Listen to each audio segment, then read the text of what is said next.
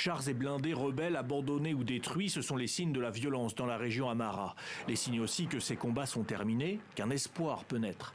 À peine lus les mots du leader des rebelles sur ce repli vers le nord, les diplomates en Europe ou ici aux États-Unis se sont engouffrés dans la brèche. Si nous assistons bien à un mouvement des forces tigréennes refluant vers le Tigré, c'est quelque chose que nous saluons. C'est quelque chose que nous appelons de nos vœux et nous espérons que cela ouvre la porte plus largement à la diplomatie. Il y a à peine un mois, les rebelles envoyaient ce qu'ils présentaient comme des images de soldats prisonniers ici. Leurs troupes se rapprochaient de la capitale au point d'encourager les Occidentaux à faire partir certains de leurs ressortissants.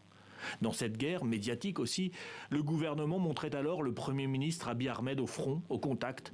Il savait que les drones achetés récemment allaient peut-être faire tourner le conflit.